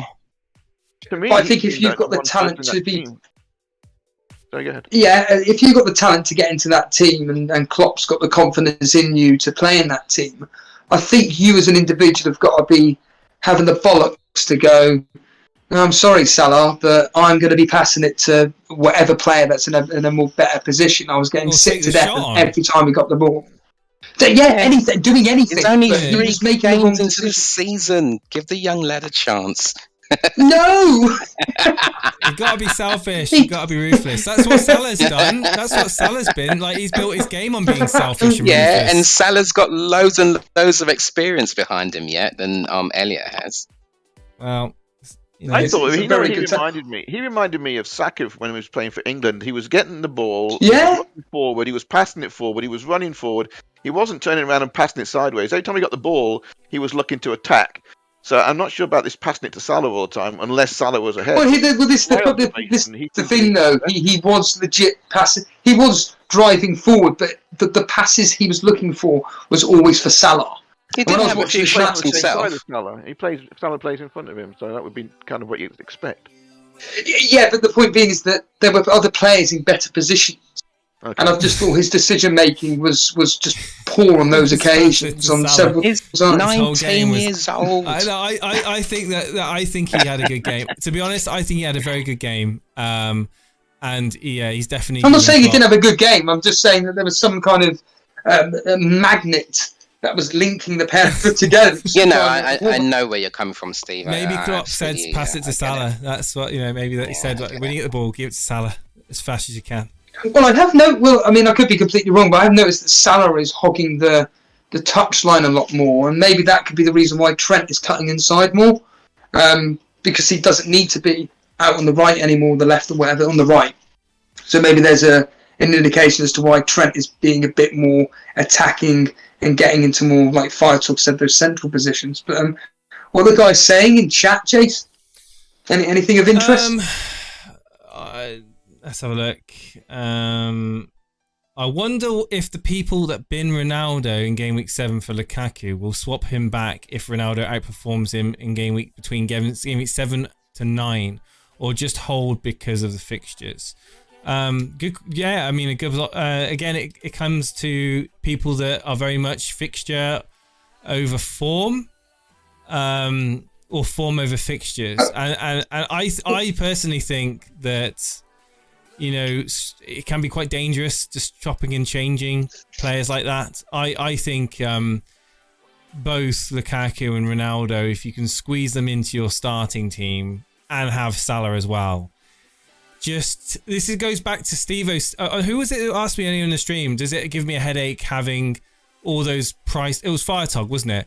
Having all those players at those price points. I mean, it doesn't. I don't see it as a headache for a captain headache. I see it as options. I see it as, you know, a good problem to have in your team, and you still field a very decent, respectable 11. To answer that question, I mean, Firetog. Answer this question. People that bin Ronaldo Game Week 7 for Lukaku, will they swap him back if Ronaldo outperforms him, or will they hold true to their decision to go for the fixtures? Well, they have the flexibility to do either, whereas if you've got three of them, and my point wasn't that giving you a headache, it was that you're paying a lot of money for players without captaining them. The value in a player of that price is generally you have to captain them to get the value. So having three, you can only captain one. Having two just give you the flexibility to switch from fixtures. Having three, you've automatically got two high-valued players that are not going to be double points. But then you I agree with that. But you also, by having the three, you're going to be having one more than the majority as well. Like, that's where up chasing comes in, isn't it? So the up chasing theory is you have two you switch between. You don't bother transferring in and out your 5 million defenders. You get them in there, you leave them, and you focus your free hits on attacking fixtures for the big hitters. So in the case of, I don't know who asked the question, but if Ronaldo's banged in a bunch of goals when you've got Lukaku, then you switch to Ronaldo if you think Ronaldo's going to score more. You don't have to have both. You do your free transfer and bring in the guy you think is going to. You bring in the guy you want to captain. Effectively, each week you should be targeting the captain, and the guy that's going to score the most that week. And that's the way you should be either planning ahead to get that guy in ahead of time. But if not, then in the case where I am now, I think. But there might be weeks where you genuinely think that there's 2 or 3 players in your team that you think are going to score very well this week. But having those players of the quality of Lukaku, Salah, and Ronaldo in your team, you are covering other people's captains, aren't you? And that's the thing. Someone that's decided. So let me finish my point. So if you've got someone that's got Lukaku in at the moment with the view to switch, or even Ronaldo in with the view to switch to Lukaku, right, come game week 7, then you have got best of both worlds, haven't you? Because you're covering the people that have got in Lukaku, and you're covering the people that you've got the advantage of having that player, and you've got the advantage of having the player that's got Ronaldo as well. So you do. In that case, I'd say you don't need Salah that week then, because if you're saying 50% of the people are captaining Ronaldo and 50% are captaining Lukaku, then you wouldn't need Salah, because not 50% of people aren't captaining. Well, I'm not saying 50-50. I'm saying that it'll be popular captaincy choices. Owning regular, because let's be honest, Salah, Lukaku, and Ronaldo are going to be popular captaincy choices from here on out, right? We can all agree on that. They're going to be every single week. Yep. People are going to be thinking of captaining one of those players. Owning all 3 of them will benefit you, because you are getting half of the. You're still getting half of the points, but even if you don't captain them, but you're still owning them.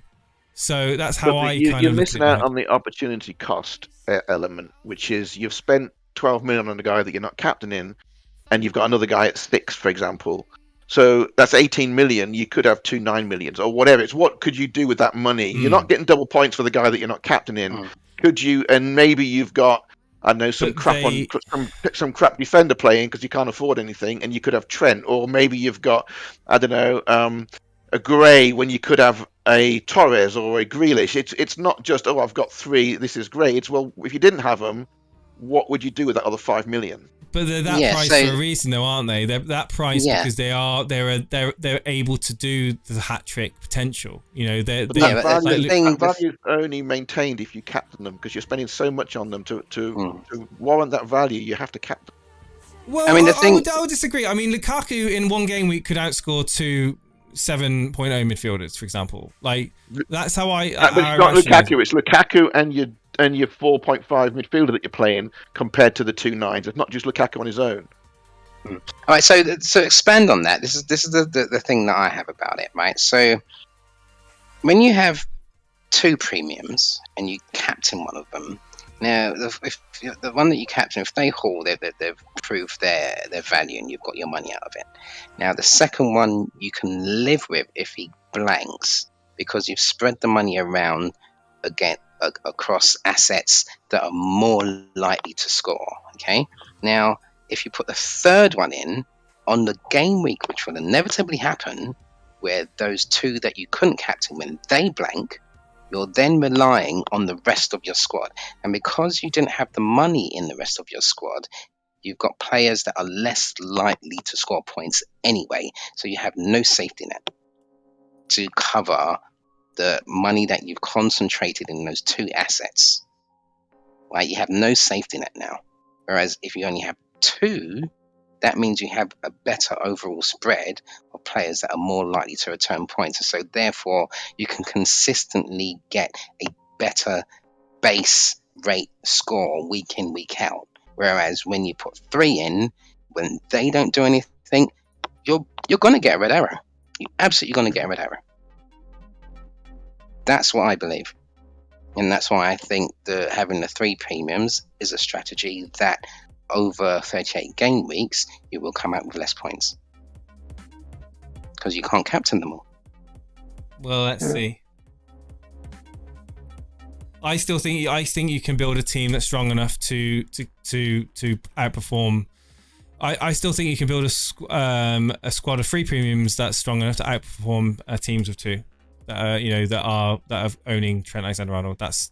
I mean, I don't know. Obviously, I'm just saying that. But it's going to be very interesting to see and track a team that's done that at the end of the season and go through the data and see where, if you only had 1 premium and then you spread the money and caught your captain, like, while you had them for that run, you captained them and got the average that you needed against someone who had 2 and then against someone who had 3, and see how that worked out across the season. And that's something that I don't know how I'm going to be able to get that data and track a team that did that, but hopefully someone listening who's more intelligent at statistical analysis than have you got a sister, Dredd? I'm sure you can you get her to do a team.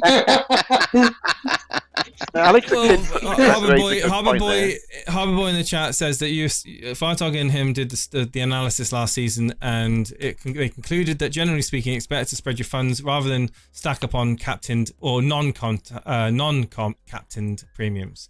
Well, that makes sense to me.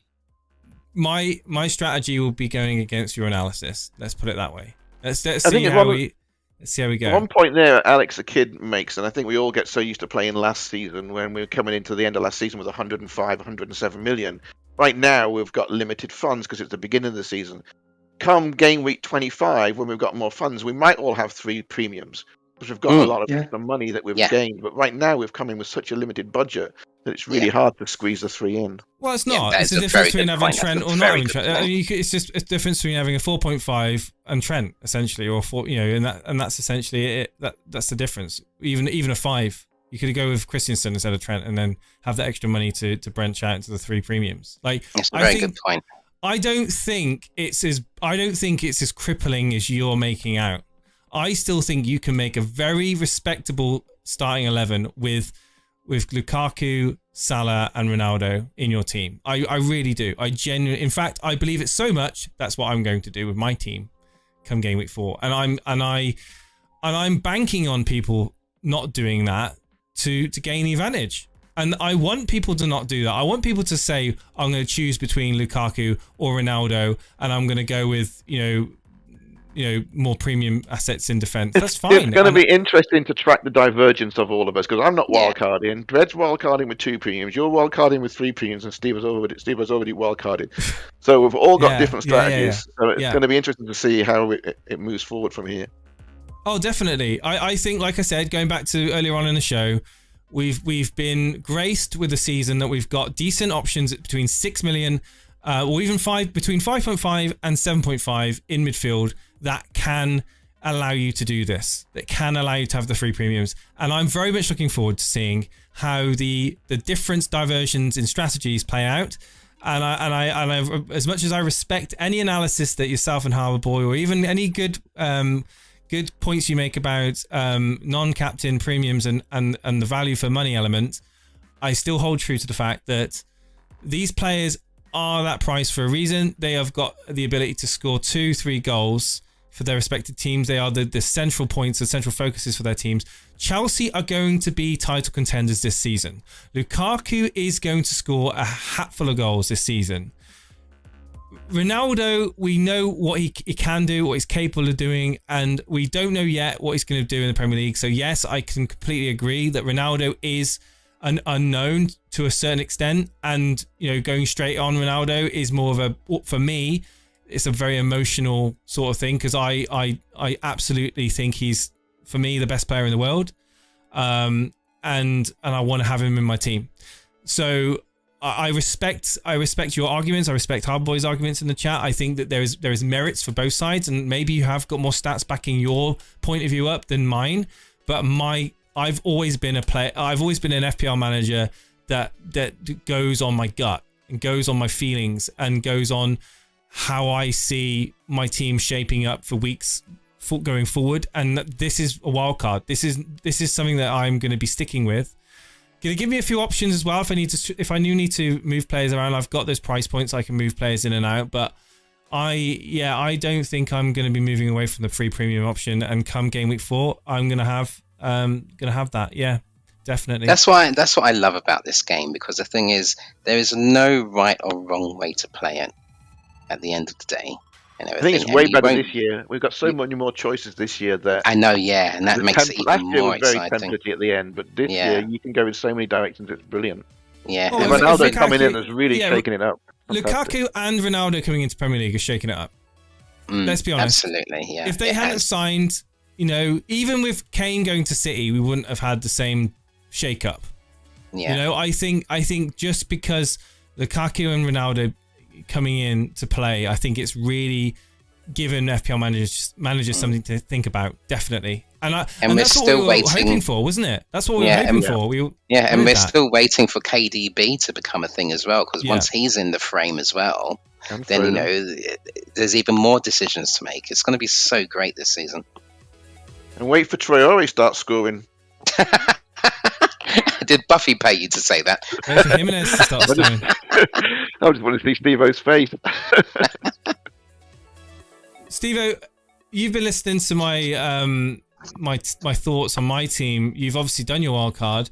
You actually said at the end of the last, obviously the Sunday surgery, last Sunday surgery we did, you actually were almost giving me the sort of the vibe that you were almost like thinking that you not timed your wildcard right, and you were looking at my potential wildcard as being, I can't remember the team I showed you, but you were kind of thinking it was scary, I think your words were. Are you still thinking that my team's scary, or do you think, like Firetog, that I may be almost throwing too much money in my attacking lineup and not actually thinking about my overall balance? I look at both your and Dred's team that I've written down here, and I feel, as of right now, I'm on par. Because, as you've just stated, I feel like very similar to Dred's team. My team is balanced like Dred's, whereas yours, top heavy. That defense is just atrocious. Like, it is just crap. And like Firetog, Dred, Luke shocking it is. It's Luke shocking. Shaw is absolutely going to bang. Like, I tell you what, Luke Shaw with Varane at his side now, and you'll have Ronaldo on the end of crosses. Luke Shaw is going to be a gem at 5.5, and Reguilon. I mean, I'm not even talking about them. I'm talking about Duffy, Williams, and Livramento. Yeah, but okay, the two of those are going to be bench fodder. Two of those are going to be rotated. Well, Livramento and Duffy are essentially going to be rotated. Okay, Williams is not a non-entity, and I might decide to look if I've still got time to think about my wildcard team. I've got things to digest. This is one of the good things about the stream and people listening into the stream. It gives you ideas and thoughts in your own head. Whether or not I decide to keep one of my... I mean, I think I'm going to go with 3 premiums. I really do. But there's... So do I. I don't think I'm going to change anything. I don't even know where I'm going with this. I've almost convinced myself. But it is really interesting to hear people's thoughts. If you go with the 3 premiums, which is pretty adamant that you're doing, you have to go with, give or take, 3-4 million defenders. Is that right? Give or take? You've got no money in the bank, have you? No. Well, 0.3. You've got no money in the bank. You've got 0.3 in the bank, so you could upgrade, for argument's sake, Duffy to a 4.5 if possible. Well, at the moment, in my wildcard team, I don't actually have Lukaku. I've got Calvert-Lewin. Yes, yeah. So, and I've got a price rise in Calvert-Lewin, and I was thinking to myself, Calvert-Lewin, is he really like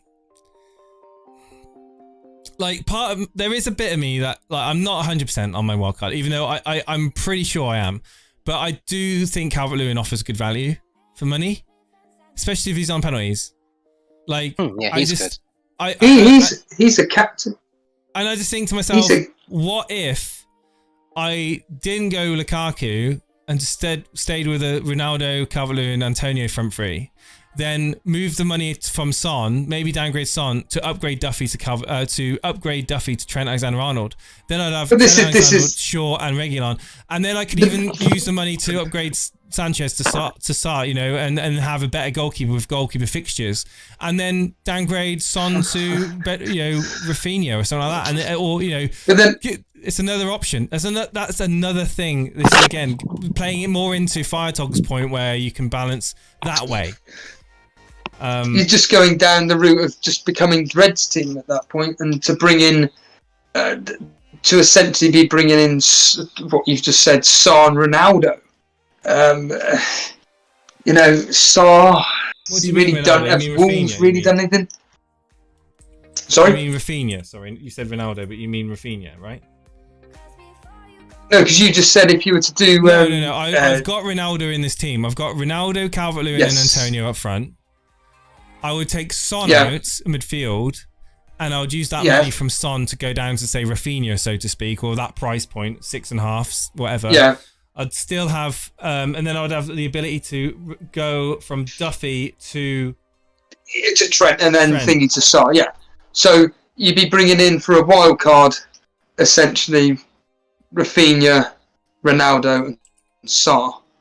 I mean, this is the thing. It's like we've had this gone from the beginning of where you're having 3 premium attackers, it looks amazing on paper, but I just agree with Dread and Firetog that you kind of want to spread your funds across the pitch to get. At the end of the day, what it is, I mean, you can have as many premiums as you want, to be honest, but what I think you need to do is have those premiums at their optimum output.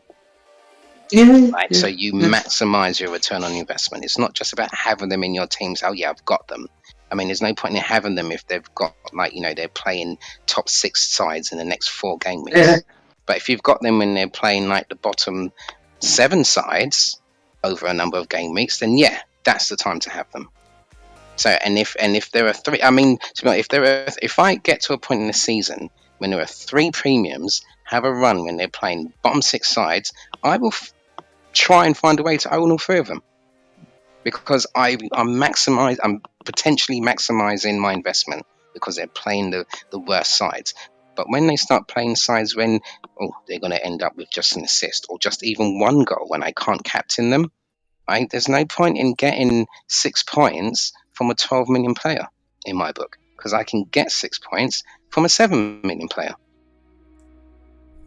Well, yeah. I mean, looking at price rises as well, we haven't really touched on it. It looks like Reguilon is going to be going up shortly to 5.2. Then we've got Lukaku possibly rising up to 11.6.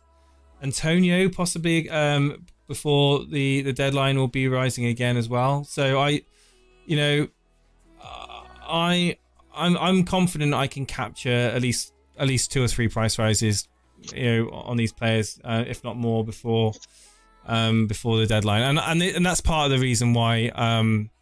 I mean, I am going to say right now, I am 90% sure that I'm going to take out Calvert-Lewin and bring in Lukaku and go with that team. And it's just that once I just digest what we've talked about tonight and I've slept on it, then I will I'll make my decision. But I'm 90% sure. And it makes sense. Lukaku's going to bang this weekend, isn't he? I mean, not this. Whenever the game is. Sorry, but yeah. You think well, Jason's just said he's 90% certain on his team being that, pretty much, give or take. Well, it's going to be Ronaldo, Lukaku, Salah, and Antonio. Yeah, essentially. Yeah, and you, Dread, your thoughts on your own wildcard team? How set the majority of those players? I'm at the moment. I'm 90% plus set on what I'm doing with my team right now. The only reason I've gone for Ronaldo above Lukaku is, in my head, over the next 3, Ronaldo has, in my head, more probability of hauling points. But obviously, come game week 7, it's buy Ronaldo, because Lukaku just has the most amazing run of fixtures for 5 or more game weeks. I'll just be on Lukaku that whole time. Can I just get your opinion on what your thoughts on of Demarai Gray for Everton? 5.6. I think he's awesome. For the next 3 games, he's really good. Yeah, because I could have him in and then have 1.2 in the bank to upgrade Duffy, for example. Well, all right. So I was looking at your team, and you're essentially playing a 3-4-3. So you've got, but Alan's 4. Is Alan 4-5? Yeah. All right. Yeah. No, that's fine. Yeah, no, that's all right. You've only got you've invested at least you can in your 5th mid, so it's perfect. Yeah. But, I mean, Demarai Gray's an interesting one because he's playing very, very well in that Everton lineup. When I'm looking at this team, if I'm getting out Calvert-Lewin, I could still capture Everton by Gray, couldn't I? Yeah. I mean, I'm looking at that and I'm thinking, right, that 5, is that 5'6" he is?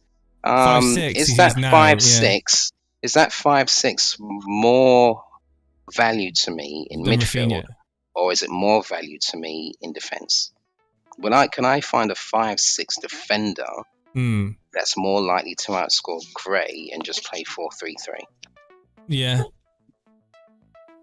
Well, this is it. That's and we talk about Wolves as well. Like Sarr in goal. I know Steve-O's got him in. He doesn't want me to get him in because of the fixtures. And I think there's absolute potential of getting multiple clean sheets over the next 5 or 6 games. I mean, you've got look at the fixtures for Wolves. You got Watford, Brentford, Southampton, Newcastle, Aston Villa, Leeds. I mean, certainly that Leeds game where I can see there being goals, and then you got Everton, Crystal Palace, West Ham, Norwich, Burnley. I mean, it's just beautiful fixtures for Wolves. It really, really is. And I mean, put it this way. I mean, let's say that James wasn't suspended for the game. Now, James is going to outscore Gray, right? So I'd be thinking I'd have James above Gray every single day. So maybe you're looking at going Gilmore in for Gray and then going just with a 4-3-3. Yeah, I would on that team. I would, yeah. So although, mind you, I have to say, the next 3 games for Gray do look really well. But the thing is, if Calvert-Lewin is injured and everything, then I think Gray's input goes down because there's no one to make space for him when he's making his runs and getting the score to go, because they're going to focus on him coming in because there's no one else to worry about, potentially. What about Conor Gallagher at 5.5? Oh, I love him. It was only 1 game, but I mean, he did. To be honest, I mean, it does actually give me that flexibility to just throw in Christiansen. Like you make a very good point. And the thing with Christensen, once you put Christensen in, you can forget about that spot now. You haven't got to worry about that. You can focus on other parts of your team. Well, then I'd have I'd have 0.8 in the bank to throw in. This is if I don't upgrade to Sarr in goal, if I kept Sanchez, I'd have still 1.3 million. Which is again, we talk about balance. We talk about having that. And in that way, you're sort of like you're now like come game week 7, you only need to get 1 more Palace player in, because not Palace, Chelsea player in, because everyone's going to triple up on them in that run, aren't they? Surely. Sorry, what? Everyone's going to triple up on Chelsea. Oh yeah. And now you've already got 2. Yeah. See what I mean? I mean, I know we. So, who would the 4th defender be then? It'd be like that 5 million sort of price point. Well, everyone's going to be getting on James, aren't they? Once he comes back from suspension. I mean, his point. 5.6 million for where he's going to be playing, possibly guaranteed clean sheets with the potential to get returns. I mean, that's just a bargain. By the way, Nick Treadwell's in the chat if you want to ask him about if he's wildcarding. Oh yeah, well, there's Steve. Mr. Treadwell, he is so good, man. I mean, looking at the options at that sort of level, I mean, I don't laugh. I don't laugh. That's what I do. Once I've set my team, could even be a short term, like having Matip in. Once I've set my team, I go through each price point, wherever they are, in whatever position they are. I don't really care where they are, but I look at the price point, and then I look at an equivalent asset I see what you're saying, with the same price in whatever position they are, to see whether that person should be in at that price point. Oh my god! And then change my structure accordingly. Look what I could bring in. 5.4. Exact money. I'm getting like this is a hybrid of Dread's team. Oh, now. there you go. Yeah, see. This is a hybrid of Dread's team. Yeah. 5.4. Digne, Shaw, Christensen, Reguilon, Salah, Torres, and Benrahma as a 3, and then Lukaku, Antonio, Ronaldo. Actually, that's a much better team. That's a much better team, mate. It's basically it's strengthened those 2 extra defensive positions definitely, instead of having the Rafinha pick, having the Digne and Christensen to bolster that defense. I mean, it's definitely encouraging. I mean, it would be Duffy out, Digne in, Williams out, Christensen in, Son out, essentially Son and Calvert-Lewin would be Lukaku, and then Gilmour wouldn't be playing. So very interesting. I think you make a very good point there. I do think that's a very strong team. It is a very strong team. But again, this doesn't detract from my statement and my honestly. This is again another great example of how you can still have a very, very well balanced team of having those 3 premiums in Lukaku, Ronaldo, and Salah. Still have a very, very strong team. To be honest, that's the best team I've seen with 3 premiums in it, if I must say. That's very good.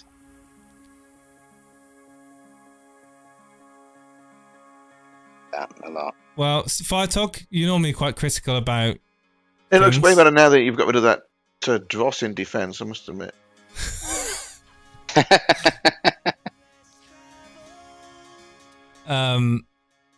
Much more. Because I mean, I honestly believe. I mean, I know, like, your Salahs and everything. They're great players and everything else.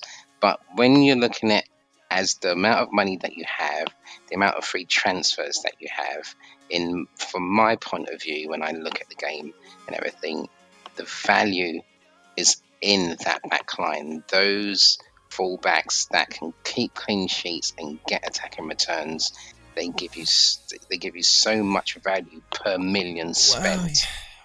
Well, you could have Semedo instead of Christensen and get on the Wolves nice run and have an attacking wing back. I reckon give it a week. I mean, they're flattered to deceive so far. They could easily just turn a corner and start putting it in, but I'm just going to wait. I'm waiting for that to see, because I mean, people have mentioned Semedo, who's point. But I'm talking more the defensive side of it, because they've had. I think if you watched Black Box, Wolves were up there like 3rd or 4th. Yeah, the defensive stats are very good. And yet that was going what through about 3 Mark? Is that Mark? What about Marcel? Marcel, that's it. Marcel. Yeah. He's 4.5. I'm not sure if he's as nailed as is he 4.5? He's 4.5, and he's played all game, 90 minutes. Actually, what Firetog just said is a point to be careful of. Is it 8 Nuri is rival? Yeah, isn't it? Yeah, but he ain't going to play out 8 Nuri over Markel. We don't know. We just don't know. I think Semedo's probably more of a stable choice than And Marcel. He gets in the box as well. He was in the box quite a bit in the last game. He's like Doherty. I mean, I guess actually, that's why is now 4.9. Yeah, he's come down. Exactly. Yeah, that's what I'm saying. Yeah. Food for thought. I mean, if he does what he's meant to do, I mean, when you could talk easily to people that have got different strategies, it kind of opens up these avenues in your brain that you start to think, actually, maybe. So, this is what happens in the Discord. This is what we do in the Discord. Okay, it is so amazing what we do in there. You've got to be careful that you don't fall into groupthink. That's the problem. No, of course, you have to be careful of that. Yeah, you have to be strong-willed in there. But I mean, what we do in there, Firetog, Buffy, Blonde, Vince, Podner, all those guys, One Life, Karma, we all sit in there and we do this. We exchange thoughts and everything, and you get ideas and you just treat again, because no individual person can go through all the options. You're going to miss bits, but someone else will say something and spark a light bulb in your brain, and you take that away, and then you go through it, and you end up coming out with like, oh my god, my team looks so much better now, and everything. That's why I absolutely love the Discord, what we do in there. It's amazing.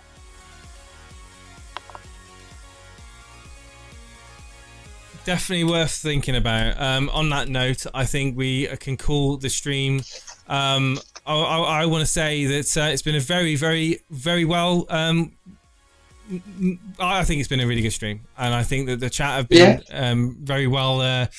It'd be very interesting with their points that they've made as well, and the going forward. Steve-O, maybe our prime time is a bit later than 6 o'clock. It would seem that more people tuning in at these hours than they would tuning at 6 o'clock. You never know. Food for thought. Thank you to everybody that's tuned in. You guys are awesome. Look forward to doing the preview for Game Week 4 next week. Watch out for members streams from myself or Steve-O. I have got to do a member stream soon. I'm waiting on confirmation about some big news going on behind the scenes that I'm involved in. I just want to share with everybody on members. And I want to say massive thank you to Firetog for being, giving me a subjective opinion that differs from my own, and also for Dread for coming on this evening as well. You guys have been awesome. Thank you both for having me, mate. I love these chats. I kind of live for it. I'm just so engrossed in this game now. I just love talking about it. You've given me a bit of a dilemma there. I'm not gonna lie. You've given me a bit of dilemma. I'm thinking, and I was 90% sure on my team literally 15 minutes ago, and now I'm thinking, do I change formation? Anyway, on that note, we'll find out on the preview. Thank you ever so much, guys. All the best. Take care. Take care, guys. See you later.